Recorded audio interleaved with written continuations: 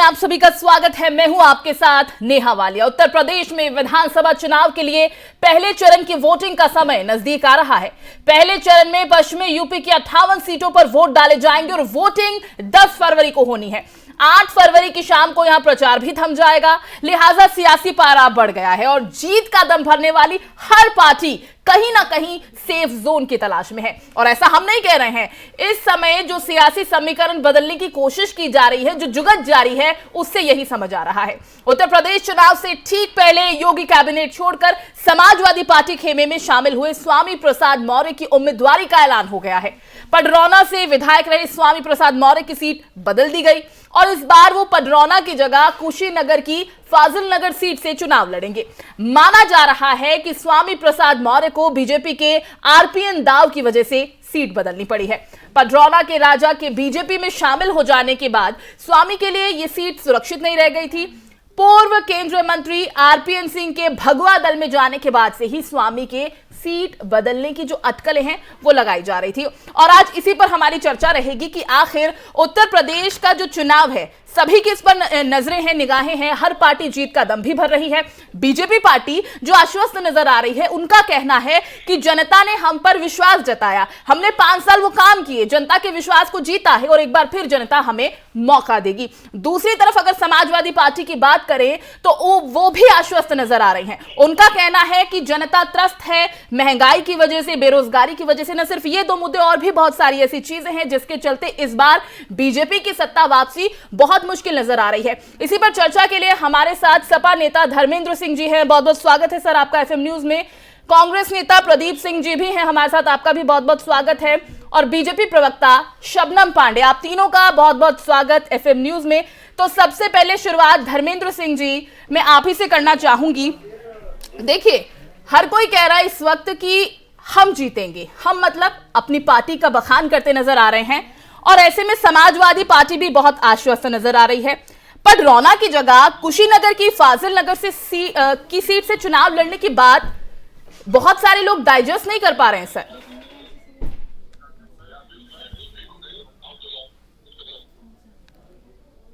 देखिए नेहा जी जहां तक सब पार्टियों की बात है कि हमारी पार्टी जीत है तो स्वाभाविक है, अगर चुनाव के मैदान में है तो सबको अधिकार है ये मान चले जनता के सामने जब वो अपनी सरकार बनाने के लिए, अपने विधायकों को जिताने के लिए कैंपेन कर रहे हैं तो कुछ आशा होगी, इसमें हमें कोई आपत्ति नहीं। रही बात देखिए जो हमारी समाजवादी पार्टी की जो हम दावा कर रहे हैं हमारी सरकार होने वाली, तो उस दावा के पीछे उत्तर प्रदेश की जनता है। जो उत्तर प्रदेश की सम्मानित जनता है पिछले 5 सालों से तरह ठगी गई है। जिस तरह 2017 में आपको याद होगा इन्होंने तमाम जी प्रदेश के नेताओं को साथ लेकर ठगने का काम किया था। और सेम आप देखिए जब हमारी समाजवादी पार्टी ने, हमारे नेता ने जब उत्तर प्रदेश के तमाम पिछड़े वंचितों को साथ लेकर के 2022 के चुनाव में उतरने का जब फैसला किया, तभी से भारतीय जनता पार्टी बदला गई। हाँ। और उनके बयान सबसे महत्वपूर्ण था। जिस तरह हम लोग कहते हैं हम विकास की बात करके चुनाव लड़ रहे हैं, हमने 12 से 17 में जो काम किया था उसके भरोसे जनता के बीच में आएंगे। क्या भारतीय जनता पार्टी के किसी नेता के बयान में आप आप सुन सकते हैं या आपको कहीं उनका उल्लेख मिलता है कि इन्होंने जो 17 से 22 की सरकार चलाई इसमें इन्होंने क्या काम किया? हाँ, इनके पास पुनः वही पुरानी चीजें हैं। मंदिर की बात है, मस्जिद की बात है, धार्मिक उन्माद पैदा करने की बात है। दंगा कहाँ नहीं हो रहा है? ठीक है, करने वाले उनकी सरकार है। इन्होंने पूरी तरह से उत्तर प्रदेश को सांप्रदायिकता की आग में झोंकने का संकल्प ले रखा है और इनके पास सिर्फ यही एक मुद्दा है। ठीक है। लेकिन उत्तर प्रदेश की जो सम्मानित जनता है, चाहे वो पिछड़े हो, चाहे दलित हो, चाहे नौजवान हो, चाहे छात्र हो, चाहे बेरोजगार हो, सबने संकल्प ले लिया। आप देखिए भारतीय जनता पार्टी के नेताओं को जब उत्तर प्रदेश के अपने चुनाव क्षेत्रों में प्रचार करने जा रहे हैं तो जनता उनके साथ क्या सलूक कर रही है, इसी से इनको समझ जाना चाहिए कि अब इनके समय इनका समाप्त हो चुका है। और 10 तारीख के बाद जब गिनती होगी 10 तारीख को, चलिए, उम्मीद तो आपकी सारी पार्टी को यही है और हम भी आपको आपके इन सभी जवाबों से मैंने एक बात समझी कि आपने बीजेपी की जो तमाम ऐसी चीज़ें रहीं, चाहे वो महंगाई है, बेरोजगारी है, उन सभी का जिक्र किया कि किन किन चीज़ों से जनता परेशान है और इसीलिए एक बार फिर वापसी सत्ता बीजेपी की तो बहुत मुश्किल है। लेकिन मेरा सवाल ये था कि अगर आप इतने ही आश्वस्त नजर आ रहे हैं तो ये सेफ जोन की तलाश क्यों की जा रही है? आज एकदम से सीट बदल देना, क्योंकि अपनी परंपरागत से वो अभी तक चुनाव लड़ते आए हैं, पडरौना की जगह फाजिल नगर से उन्हें इस बार उम्मीदवारी दी गई है। खैर इस पे मैं लौटूंगी, ठीक है, मैं इस पे लौटूंगी, लेकिन शबनम पांडे जी पहले आपका रिएक्शन मैं इस पे ले लेती हूँ। जी नेहा जी, देखिए चुनाव की बेला है। पार्टियां जो चुनाव में उतरती हैं तो कहीं ना कहीं ये आश्वस्त होती है कि मैं इस बार जीत जाऊं, लेकिन उसके पीछे एक मजबूत तथ्य भी होना बहुत जरूरी है कि आपको जनता क्यों चुने। देखिए सपा हो, बसपा हो, कांग्रेस हो, इन्होंने लंबे समय तक जनता के बीच राज किया और जब सत्ता पे रहे तो अहंकार में चूर होकर जनता को भूलकर अपने परिवार के स्वार्थ के लिए सरकार में बैठे रहे और जनता के तमाम जो आकांक्षाएं थी, जो तमाम सुविधाएं देनी थी, वो जनता के घर ना जाके इनके कार्यकर्ता और इनके परिवारों में बढ़ता चला गया। आज अगर हम राशन की जब बात करते हैं कि हम 15 करोड़ लाभार्थी हैं राशन कार्ड से, जिनको डबल इंजन की सरकार डबल डोज राशन दे रही है। कोरोना काल में जिस तरीके से खड़े हुए, पर आप देखिए ये पूछते हैं कि अरे आपने 15 करोड़ को गरीब बना दिया। ये सीधे ऐसा प्रश्न हम पूछते हैं कि हम अगर 15 करोड़ को दे रहे हैं और आपके 30 लाख फर्जी राशन कार्ड हमने पकड़ा था, और उसके बाद ये राशन जो इतना वितरण हो रहा है, गरीब जनता हो या अमीर जनता हो, जो लाभार्थी है, जो पात्र है, उनको दिया जा रहा है बहुत ही अच्छी तरीके से देखभाल करके। तो ये राशन कहाँ जाता था, चाहे सपा का शासनकाल रहा हो या बसपा का। आज हम किसान सम्मान योजना में 6,000 रुपए प्रति माह दे रहे हैं। तो मैं ये जानना चाहती हूँ कि ये 6,000 रुपए आप कहाँ जाता था? पहले कभी भी आपने इस तरीके से किसानों को बांटा नहीं। कोई आपके कोई मंत्री किसान पर जमीन कब्जा करके उस पर जौहर यूनिवर्सिटी बना लेते हैं, कहीं किसान आत्महत्या करता था। तमाम ऐसी बातें सुन के ये चुपचाप बैठे रहते थे, क्योंकि इन्हें अपना घर भरना था, इन्हें जनता से कोई मतलब नहीं था। ठीक है, वो माफिया है जिन पे कार्रवाई होती है, तो ये कहते हैं। ठीक है शबनम जी, क्या आप ये मान रही हैं, क्या आप ये मान रही हैं कि आपकी सरकार ने वो सब कार्य किए हैं, वो सब काम किए हैं किसानों के लिए? किसान आपको लगता है कि अब संतुष्ट है? आज की डेट में किसान खुश है आपकी सरकार से? जो तमाम उनकी मांगे थी वो भी पूरी की गई हैं? किसान आपके अकॉर्डिंग संतुष्ट नजर आ रहे हैं आपको? क्योंकि आपने बताया कि आपकी सरकार में क्या कुछ किया गया है, वो हम जवाब और पार्टियों से भी लेंगे, लेकिन आप क्या मानती हैं, संतुष्ट है इस वक्त किसान? निश्चित तौर पे अगर जनता जो सरकार से आकांक्षाएं रखती है, 100% कोई भी सरकार पूरी नहीं कर सकती, पर कहीं ना कहीं आज किसान या जनता का हर एक व्यक्ति ये मानता है कि आज सरकार में बैठे किसी ने अपने आलीशान बंगले नहीं बनाए, जनता के बंगले बनवाए हैं।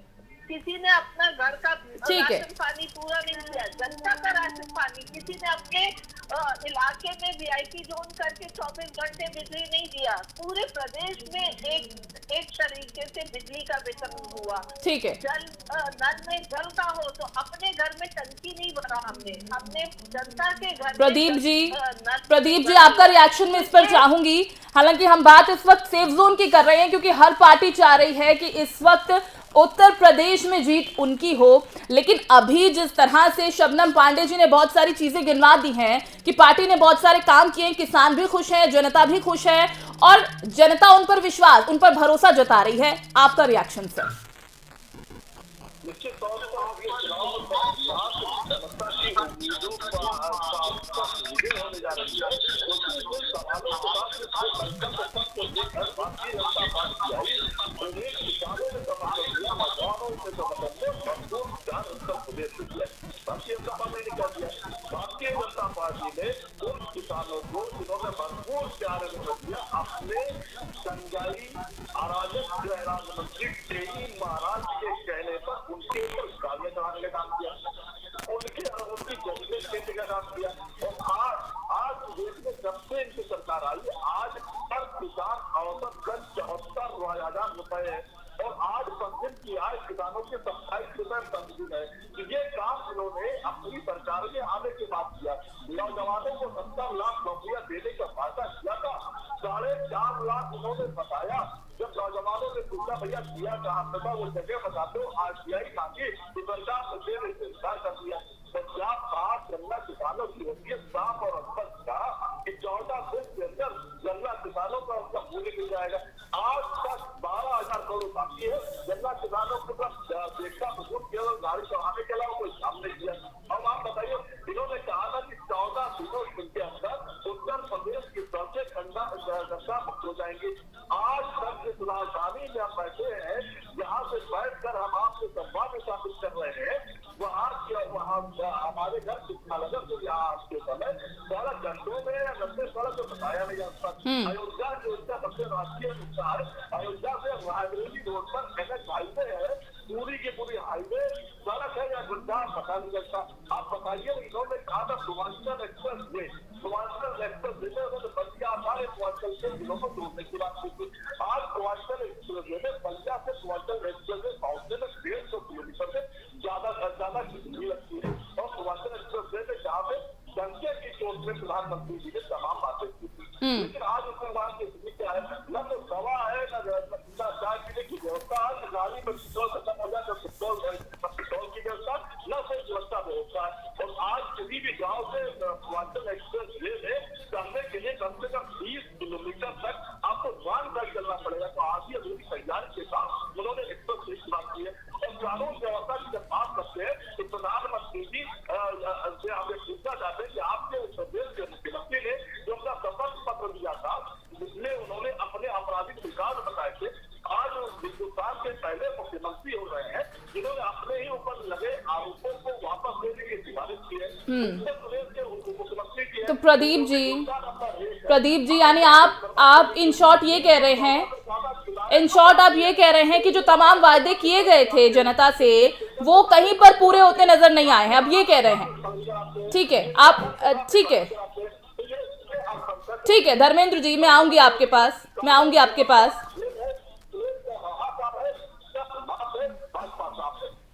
ठीक है शबनम जी, सपा ने स्वामी प्रसाद मौर्य को फाजिल नगर से टिकट दे दिया है। क्या माना जाए कि बीजेपी के साथ साथ पडरौना भी छोड़ दिया उन्होंने?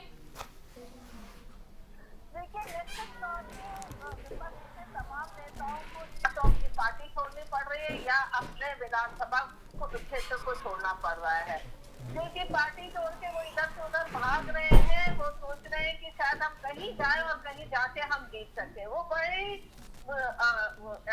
तेजी से उन्होंने मंच से कहा था कि मैं जिस पार्टी में जाता हूँ उस पार्टी की सरकार बनाता हूँ, लेकिन आज जिस पार्टी में गए उस पार्टी से विधानसभा भी छोड़ना पड़ रहा है। और डर के मारे वो विधानसभा ढूंढते किसी एक विधानसभा पडरौना में अगर उनकी हिम्मत है, वो दलितों के लिए रहकर, चाहे वो किसी भी सरकार में रहे हो, रहकर उन्होंने अगर जनता के लिए काम किया है और फिर उसको नकार रहे हैं वो, तो जनता उनको पहुंचने पर पूरी तरीके से उनका अच्छे से स्वागत करती पडरौना में वो भाग खड़े हुए।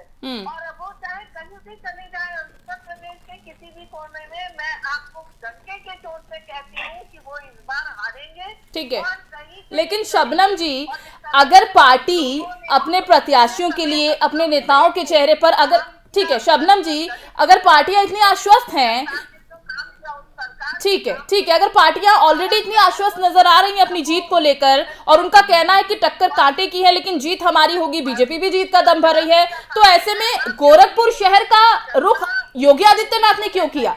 शबनम पांडे जी, इसका जवाब दीजिए। आप देखिए अखिलेश जी बहुत ऊंची उड़ान उड़ रहे थे, कह रहे थे हम सरकार बनाएंगे, पर आज उन्हें भी आजमगढ़ छोड़ना पड़ रहा है। तो आप देखिए हर किसी को अपना। शबनम पांडे जी, योगी आदित्यनाथ का जिक्र मैं इसीलिए कर रही हूँ, उन्होंने भी गोरखपुर को चुना। शबनम पांडे जी, योगी आदित्यनाथ ने फिर गोरखपुर का रुख क्यों किया? बड़ी बड़ी बातें हो रही थी, मथुरा, अयोध्या, तमाम बातें हो रही थी, तमाम कयास लगाए जा रहे थे, वो गोरखपुर क्यों गए? सरकार बनाने जा रहे थे, इस बार पश्चिम उत्तर प्रदेश में उतरे 2 लड़कों के साथ। आप देखिएगा उधर भी इनका क्या हासिल होगा, फिर से उल्टे अपने घर लौटेंगे। ठीक है, आपकी सब बातें हम मानते हैं, सब बातें आपकी हम मान रहे हैं, लेकिन फिर योगी आदित्यनाथ गोरखपुर की और क्यों गए? उन्होंने गोरखपुर का रुख क्यों किया? यानी हर पार्टी इस वक्त सेफ जोन की तलाश में है ना, हर पार्टी सेफ जोन की तलाश में है, हम किसी एक पार्टी को नहीं कह रहे, तमाम एग्जाम्पल तो आप ही ने दे दिए। शबनम जी नहीं, मैं बता रही हूँ कि जिस तरीके से भारतीय जनता पार्टी की सरकार ने अंतिम पंक्ति में खड़े व्यक्ति, चाहे वो किसी भी समाज से, किसी भी बिरादरी से आ रहा है, उसके लिए काम किया। उन्हें आवास, बिजली, पानी, शिक्षा सब।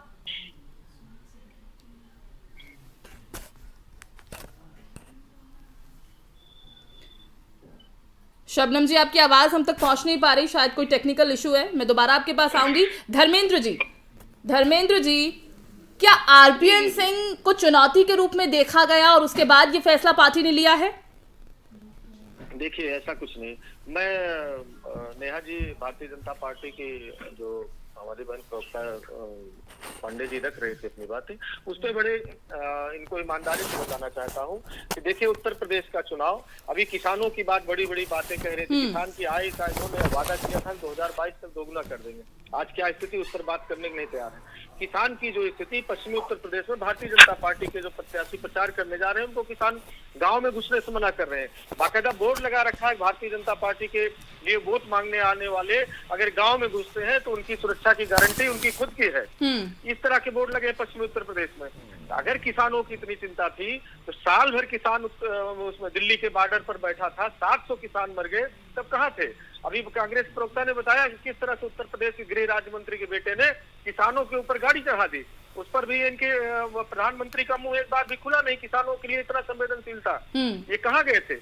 राशन की बात करके मैं इनसे सिर्फ इतना पूछना चाहता हूँ कि राशन देने की बात छोड़िए, आपने जो वादा किया था, बेरोजगारी दर 2017 के मुकाबले 2 गुना हो गई। ये मैं नहीं कह रहा हूँ, उनकी सरकार के सर्वे कह रहे हैं। किसानों की स्थिति आज क्या है? 2017 में ये सरकार जो आई थी भारतीय जनता पार्टी की, उससे कंपैरिजन आज 5 साल बाद कर ले तो किसान बदहाल स्थिति में, उत्तर प्रदेश का किसान दयनीय स्थिति में है। गाँव में जो इन्होंने, मैं नहीं कहूंगा किस तरह जानवर छोड़ रखे हैं, किसान जो उपज पैदा भी होती थी उसको भी वो खा जा रहे हैं। आज उत्तर प्रदेश का किसान को इन्होंने अपनी खेती, किसानी, कारोबार सब कुछ को चौपट करके सिर्फ इनके मुफ्त के राशन पर ला के खड़ा कर दिया है। इनको इस पर बात करना चाहिए कि पूर्ववर्ती सरकार में 50 लाख धर्मेंद्र जी, पेंशन मिलती। धर्मेंद्र जी, बेरोजगारी आपने बताई, महंगाई आपने बताई, लोहिया आवास जिससे ग्रामीणों का, गांव का सर्वांगीण विकास होता, उसको बंद क्यों किया? जनेश्वर मिश्रा गांव के माध्यम से गांव का विकास होता था, जिसमें गांव की पूरी 100% सचुरेट हो जाते थे। उसमें आवास से लेकर के नाली खड़ंजा, जो पक्की सड़कें थी, नल, सब कुछ हो जाता, तो उसको बंद क्यों किया? इनके पास गिनाने के लिए इस 5 साल में कोई योजना नहीं। जब इन्होंने काम किया नहीं तो क्या गिना पाएंगे? हाँ, रही बात कैंडिडेट की, स्वामी प्रसाद जी हमारे बड़े नेता हैं, किसी कार्यकर्ता को वहां संतुष्ट करना रहा होगा पडरौना, वहां चले गए, इसमें बड़ी बात नहीं। हमारा जो नेतृत्व फैसला किया कि उनको वहां लड़ाएंगे तो वहां लड़ रहे हैं। इसी तरह प्रदेश नेतृत्व और राष्ट्रीय नेतृत्व हमारा बैठ करके आदरणीय हमारे राष्ट्रीय अध्यक्ष जी के लिए तय किया कि आप चुनाव लड़िए और करहल से लड़िए, तो वहां नामांकन उन्होंने किया।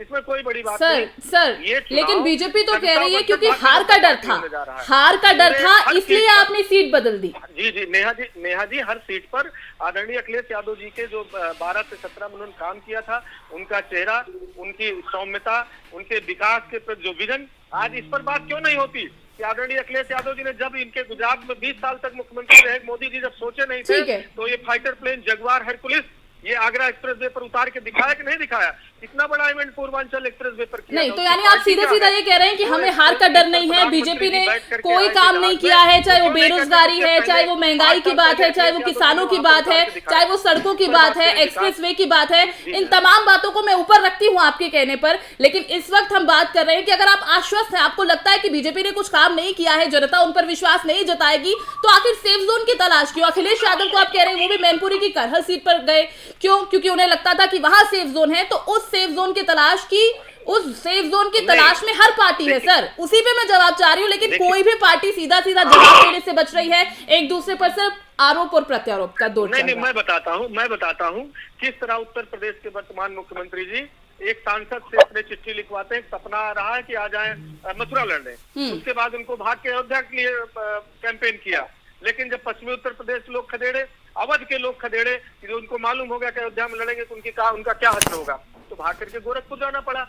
रही बात पडरौना की, जहां तक पडरौना का मैं कह रहा हूँ, पडरौना में स्वामी प्रसाद मौर्य जी ने कहा कि उनकी वही तो अखिलेश यादव ने भी किया, वही अखिलेश यादव ने भी किया। स्वामी प्रसाद मौर्य जी की जरूरत नहीं, हमारे बड़े नेता हैं। और दिखाएंगे 10 तारीख को गिनती होगी, आप देखिएगा पडरौना का रिजल्ट क्या रहता है। ठीक है, ठीक है। शबनम जी, आपका रिएक्शन।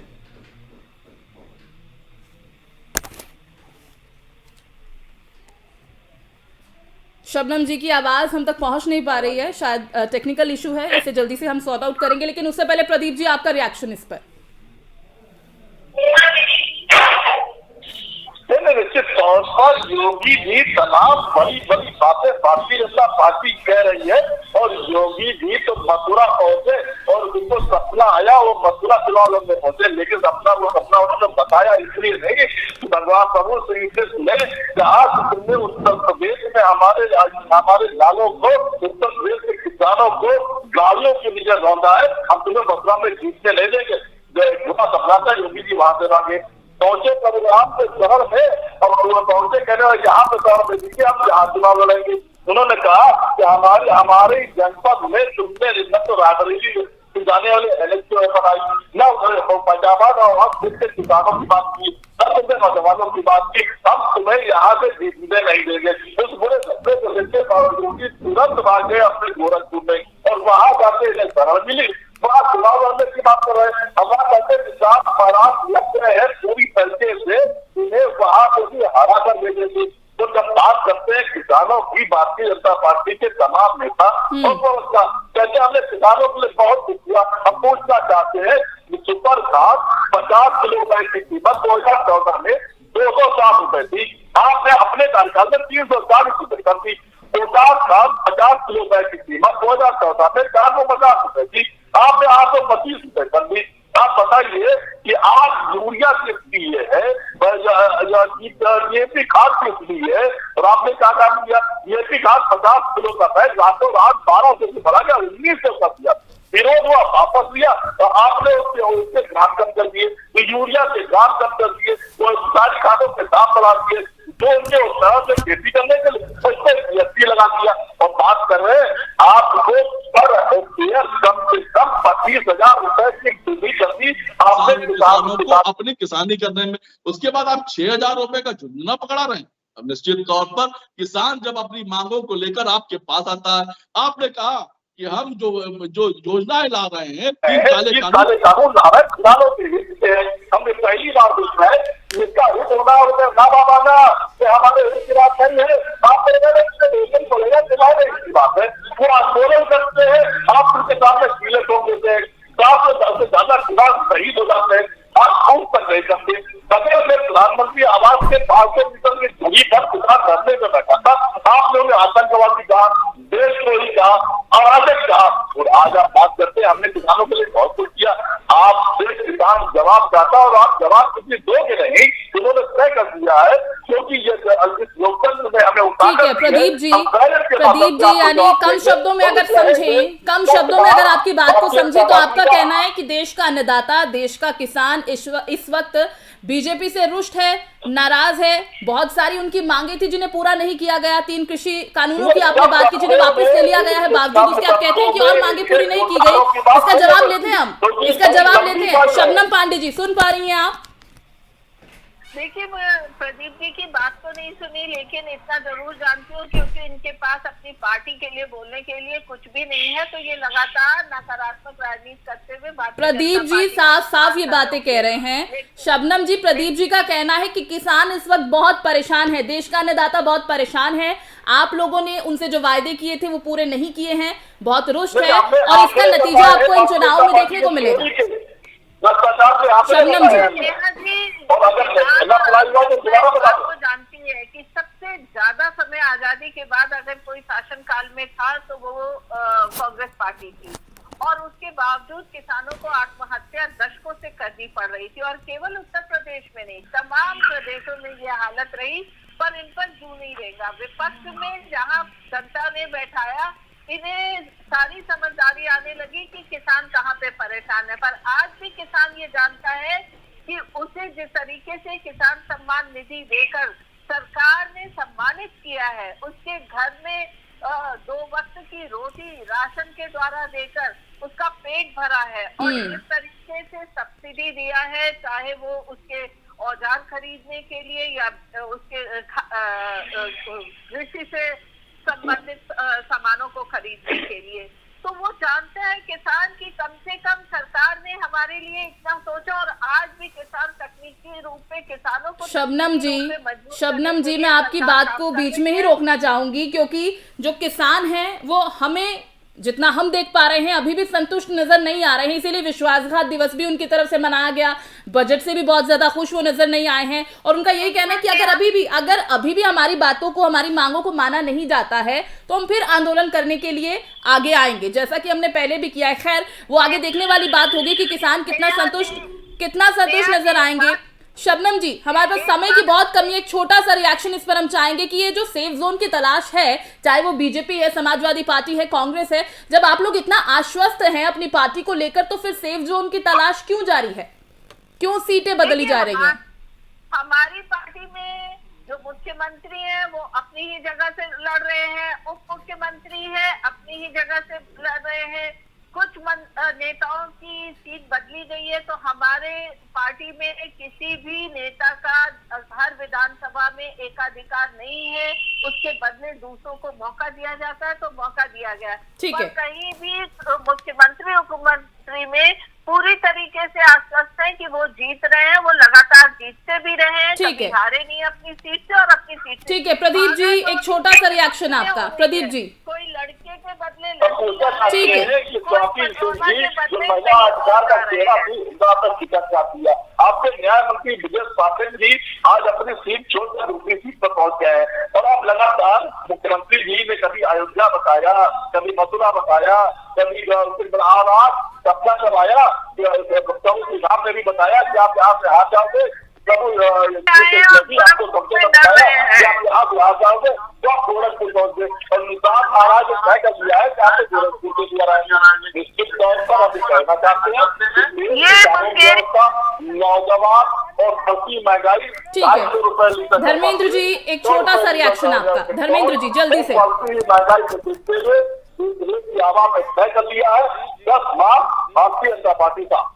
ठीक है, देखिए मैं इनको जो आप अभी बता रहे थे शबनम पांडे जी, राशन दे दिया और किसान सम्मान निधि दे दिया, ठीक है, किसान सम्मान निधि दिया, इनको ये बताना चाहिए कि 350 का सिलेंडर 1000 रुपए कर दिया जी, 70 रुपए का तेल 200 रुपए किसान को खरीदना पड़ा।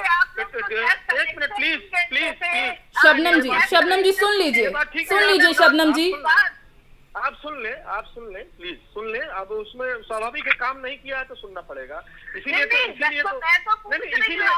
ठीक है शबनम जी, आपको मौका मिला धर्मेंद्र जी को अपनी बात पूरी करने दीजिए। इसीलिए जनता खदेड़ रही है, और कोई बात नहीं। मुख्यमंत्री जी को क्या, उप मुख्यमंत्री जी को महिलाओं ने किस तरह गाँव नहीं घुसने दिया। हाँ, दूसरी बात है किस तरह से किसानों की कमर तोड़ने की बात की। अभी ये हमारी प्रवक्ता जी भारतीय जनता पार्टी कह रही थी कि किसी के बेटा चाहिए, किसी की बेटी चाहिए। इनको ये बताना चाहिए, देश के गृह मंत्री अमित शाह जी, उनके बेटा जी जय शाह जी, देश के रक्षा मंत्री आदरणीय राजनाथ सिंह जी, उनके बेटे पंकज सिंह, नीरज सिंह, प्लीज सुन लीजिए, प्रेम कुमार धूमल और अनुराग सिंह जी, किसका नाम लूं मैं, कितने लोग, येदियुरप्पा कर्नाटक के मुख्यमंत्री जी देखिए पीढ़ी से आए हुए। उत्तर प्रदेश के पूर्व मुख्यमंत्री आज नहीं है, कल्याण सिंह जी, उनके बेटे संदीप जी, उनके बेटे राजवीर सिंह जी, उनके बेटे संदीप जी। अपना देखिए ना, भारतीय जनता पार्टी से ज्यादा परिवारवाद कहीं है ही नहीं, सारे लोग ऊपर से लेकर के नीचे तक। पर एकाधिकार किसी का नहीं है। नहीं बिल्कुल नहीं, एकाधिकार नहीं, हार के डर से इनके पास सीट ही नहीं है। उत्तर प्रदेश की जनता भारतीय जनता पार्टी को जवाब दे रही है, हमें बोलने की जरूरत नहीं, उत्तर प्रदेश की जनता इनको जवाब दे रही है। और 2022 के चुनाव में उत्तर प्रदेश से सफाया होगा, न केवल उत्तर प्रदेश सफाया होगा, ये नींव हो जाएगी कि भारतीय जनता पार्टी का हिंदुस्तान से सत्ता जाने वाली के बुरे दिन आने वाले। ठीक है, इन्होंने जनता, ठीक है धर्मेंद्र जी, आपने जनता को ठगने का काम किया है। जो वादा, इस पर बात करिए कि आप जब घोषणा पत्र लेके आए थे 2017 में, रोजगार देंगे करोड़ों, 2 करोड़ रोजगार देने की बात की, आज 2 करोड़ सर, अब बेरोजगार हो गए। बेरोजगारी का मुद्दा इस पर हो, बात महंगाई करिए। का मुद्दा हो, किसानों का मुद्दा हो, इन तमाम मुद्दों पर अब फैसला जनता के हाथ में है, क्योंकि जनता अपने कीमती वोट का इस्तेमाल करेगी और तभी तय हो पाएगा कि आखिर भरोसा किस पर जताया है जनता ने। आप तीनों का बहुत बहुत शुक्रिया हमारे साथ जुड़ने के लिए। धर्मेंद्र सिंह जी, प्रदीप सिंह जी और शबनम पांडे जी, आप तीनों का बहुत बहुत शुक्रिया। तो लगातार इस बात पर हमने चर्चा करने की कोशिश की कि आखिर जब पार्टियां इतनी आश्वस्त नजर आ रही हैं, अपनी अपनी जीत का दम अभी से भरती नजर आ रही हैं, तो ऐसे में सेफ जोन की तलाश क्यों की जा रही है? क्यों पार्टियां जो है सीट बदलने का काम कर रही हैं? गोरखपुर शहर से हमने देखा कि अब योगी आदित्यनाथ जो है चुनाव लड़ेंगे। सिराथू सीट से केशव प्रसाद मौर्य, उनका नाम सामने आया है। दिग्गजों के सेफ जोन की हम बात कर रहे हैं। मैनपुरी की करहल सीट से अखिलेश यादव चुनाव लड़ेंगे। और इसी के साथ आपको बता दें, न सिर्फ ये, लखनऊ कैंट से ब्रजेश पाठक जो चुनाव लड़ेंगे। ये अलग अलग नाम जब सीट बदलने के बाद सामने आ रहे हैं तो इससे ये तो तय हो जाता है कि तमाम पार्टियां इस वक्त सेफ जोन की तलाश में हैं और कोशिश यही जारी है कि सेफ जोन के आधार पर हम इस बार अपनी जीत हासिल करें, पार्टी जीते और इस बार सत्ता में किसकी वापसी होती है, बीजेपी वापस आ पाएगी या नहीं। क्योंकि जैसा कि मैंने शुरुआत में ही कहा, पार्टी का कहना है कि इन 5 सालों में हमने वो तमाम काम किए हैं, उत्तर प्रदेश को उत्तम प्रदेश बनाने का काम किया है, जनता हमारे कामों से खुश है और हम वापस आएंगे। लेकिन वही समाजवादी पार्टी का ये कहना है कि जनता त्रस्त है, जनता हार चुकी है, जनता परेशान है और इस बार सत्ता वापसी बीजेपी की बहुत ज्यादा मुश्किल है। और साथ ही साथ अगर प्रियंका गांधी की बात करें तो वो भी उत्तर प्रदेश की जनता के बीच पहुंच, महिलाओं के साथ जिस तरह से उनका जुड़ाव देखने को मिल रहा है, उन पर भरोसा जताया जा रहा है। तो हर टेक्निक इस्तेमाल की जा रही है, लेकिन जो फैसला है वो जनता के हाथ में है। अपने कीमती मत का इस्तेमाल करने के बाद वो ये फैसला लेगी कि आखिर इस बार विश्वास किस पर जता रही है। फिलहाल दीजिए इजाजत, नमस्कार।